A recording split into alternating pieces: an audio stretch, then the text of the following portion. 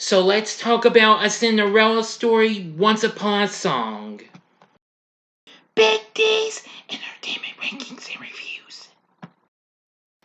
So greetings, my fellow YouTubers, and welcome to Big D's Entertainment Rankings and Reviews.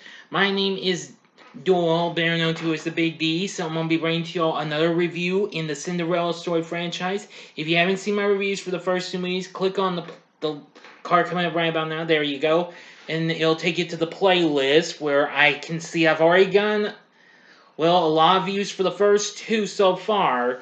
So let's just keep this going as I now bring to you A Cinderella Story, Once Upon a Song from 2011. This film was released by Warner Premiere, starring Lucy Hale along with Freddie Stroma, Megan Park, Matthew Lynch, and Missy Pyle as the wicked stepmother. The film was directed by Damon Santostefano, who recently directed the previous installment.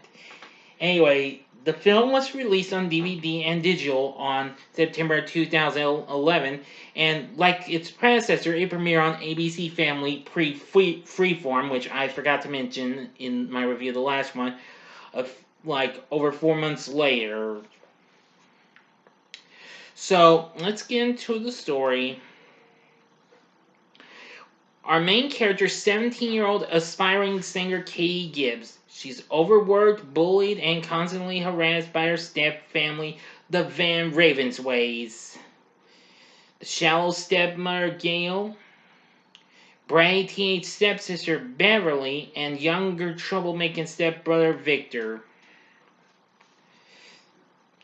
Despite how badly they treat her, Katie does their bidding no matter what, with no complaints and fear that they might put her into foster care.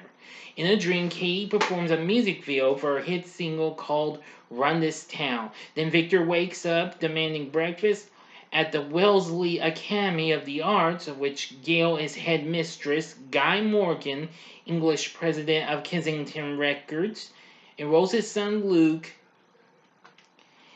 into the school. Katie, wanting to change her life for the better, sneaks her demo CD into Guy's briefcase, and Guy wants Luke to produce an upcoming showcase at the Academy. Luke, however, is less than excited about following in his dad's footsteps.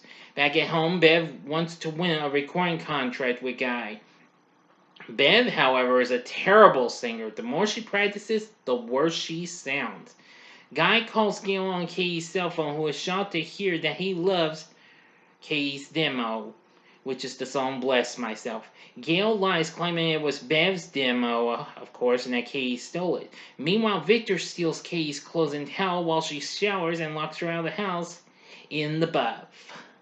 Unable to get back inside, oh, P.S., don't worry, we do not see nudity, thank you. Because I think this was PG rated, and I'm sure Lucy Hale didn't want to be, well, now you get the point. Where was I? Anyway, since she couldn't get back inside, Kate trips over visiting Luke. Thinking fast, she covers herself up using the welcome mat. Amused by the situation, Luke gives her his jacket. While Bev welcomes Luke, Gail barges into Kate's room and forces her to sing. Then, after shoving Luke out of the house, Gail plans to get Bev a record deal by using Katie's voice. Bev is reluctant, but goes along with this in order to win Luke's affections. At school, Katie and her best friend, aspiring dancer Angela, hear Luke singing in the music room with his best friend Mickey O'Malley, doing the song called Knockin'. The entrance Katie writes a song of her own for him and admits that she likes him. Angela urges Katie to sing for him at the Bollywood Ball that night and gives her a costume to wear. Then Gail barges in and forcing Angela to hide. Gail orders her stepdaughter to babysit Victor tonight since she wants Bev to win Luke over at the ball. Katie pleads with Ravi, Gail's guru, who is no real guru, but just a half Italian, half Indian method actor and former KFC worker from New Jersey named Tony Gupta, who needed the work to watch Victor while she goes to the ball, There, Katie leads Luke outside and sings the song Extraordinary. He is well, not entranced by her voice. Angela distracts and challenges Gail to a Bollywood dance-off. And Gail loses and Lynn leaves the ball. Katie tries to be her stepmother at home, but with no success. Now it's Katie's turn to get blackmailed. Gail vows to expel Angela from the academy, which will ruin her chances of getting to Juilliard. Unless Katie sings for Bev to save Angela's dance career, Katie goes along with Gail's plot. Luke wants to find the girl who sang for him despite Miss Dorothy Plumberg, the assistant principal, trying to punish him with detention being chased by a crazy girl. In the music room, he sees Bev lip syncing to Katie's voice for the song Make You Believe. Jumping to the obvious but wrong conclusion, Luke falls for her and invites her to write more songs with him. Much to Bev's horror, he treats her out to a restaurant that evening. Luke is amazed by Bev's musical aptitude, unaware that Katie is texting to her what she should say, because Bev forced her to help. But ends in disaster. The next day, Luke drops by the house and hits it off with Victor, to whom he gives guitar lessons to. Katie also reconnects with Luke, who doesn't like it when she has to head out again, this time to throw away Gail's prized portrait that French painter Maurice was doing for her, which Victor has ruined by cutting out her face with his mother's Gandhi knife. Bev cuts in on Luke, whom she then forces her brother to help her deceive by using miniature electronic communication devices so that Katie can coach her through another date. Katie puts together a song on the spot called Possibilities, which Luke sings, thinking it's Bev's, and she and Luke kiss, which breaks Katie's heart big time. Well, Luke falls in love with Bev, unaware that her singing and songwriting talents are actually Katie's. Later, to ensure Katie's cooperation, Gail reveals that she has discovered a loophole that allows her access to the savings account Katie's late father had opened for his daughter. Ergo, if Katie doesn't submit to her stepfamily's will, Gail will cut her off without a stint. Victor overhears, learning in the process that his family's money is rightfully Katie's. As it turns out, Victor himself is frequently mistreated by his sister and their mom. He shares no more affection with them than Katie does, and he only went along with their mistreatment of Katie because he was fearful of what they would do to him if he didn't. Feeling guilty over not having had a better relationship with his stepsister over the years, among other things, she's the only one who remembers his birthday. Victor agrees to help expose the fraud perpetrated by his family. At the showcase, Victor sabotages Bev's performance of Make You Believe by destroying her iPhone, which contains Katie's recorded singing voice, to Gail's anger and Katie and Bev's worry. Frantically trying to cover up the situation by telling the audience that her mic has stopped working, Bev receives a lot of booing on stage from the audience. Gail, refusing to give up, forces Katie to sing live backstage. Curious, Luke goes backstage to see what's happening, and he sees Katie. At first, he is confused as Katie tries to get him to leave, but she soon admits to Luke Bev can't sing. He realizes at last that Bev is a fake and that beautiful voice is actually Katie's. Now, for the ending, you know the procedure. 5 seconds to stop. Go to the description box below and fast forward to the time below. If you've seen this movie already, please continue watch after the 5 seconds. Thank you. Here we go.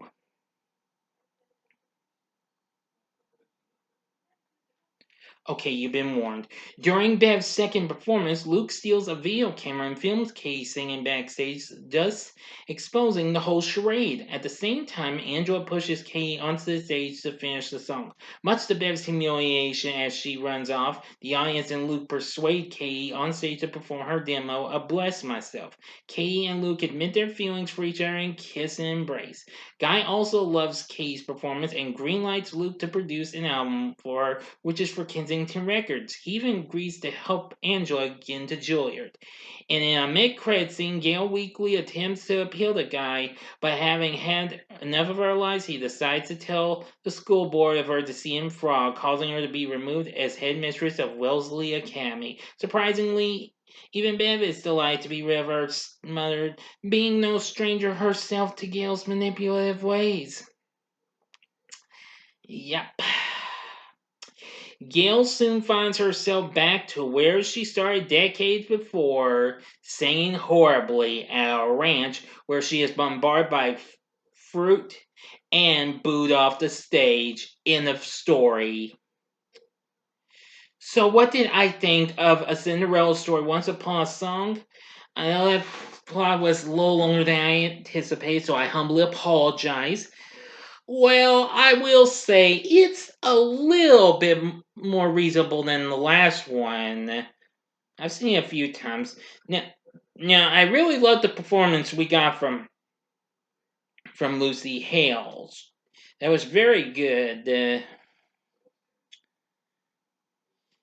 And Freddie Stroma as Luke Morgan, he was really good too. Missy Pyle playing Gail, yeah, definitely another good actress for a stepmother, aside from not just aside from, but after Jennifer Coolidge from the first movie and Jane Lynch from the last movie. But then we would get an even better one in Jennifer Tilly in the next one. Yeah, that was pretty good. Megan Park playing Bev, yeah, kind of a mean one. And Matthew Lynch plays Victor, not too bad. Jessalyn Wenlam plays Angela. That was good too. But anyway, that's about all I can say. The soundtrack to it isn't too bad, but it's pretty good. I mean, Lucy Hale did contribute some songs to this and what have you. They did lots of other songs, but they aren't included on the soundtrack, which was released on Warner Bros. Watertown music label. But overall, the story isn't too bad. The direction is reasonable, but the cast is pretty good. Music by Brandon, and score by Braden Kimball isn't too bad either. So, would I recommend a Cinderella Story Once Upon a Song? I'd say give it a one-time watch. And if you're not satisfied, then don't bother with it anymore. Just stick with the original, or try the next one, because it's a much better one overall. I don't have any hate for this. I mean, I do like this for certain reasons, because Lucy Hale, even though my mom was much more of a Pretty Little Liars person, because she always watched Pretty Little Liars since its debut, because that's where Hale was big on at the time. But anyway, yeah, that's about it. That's all I can tell you. So, what are your thoughts on A Cinderella Story Once Upon a Song? Please tell me in the comment section below. If you like this video, click the like button below, subscribe to my channel, and be a part of the Big D Nation. Join me next time when I bring to you a review of A Cinderella Story if the shoe fits. Thanks for watching, and if you like this, you may want to check out some of these other fun-filled type princess type flicks. In the upper right hand corner, left hand corner, my bad, is the review for the first installment of the Disney's Descendants films, which I just saw the trailer for its new animated flick, The Royal Wedding, which I look forward to seeing that next month.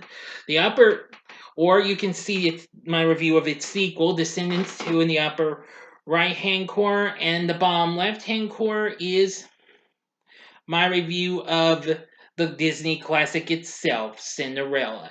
And the bottom right hand corner is the button you can click to subscribe. If you like rankings and reviews on movies, TV, music, video games, etc., then I'm your guy. Thanks for watching. Until next time, I'm the Big D saying, see ya.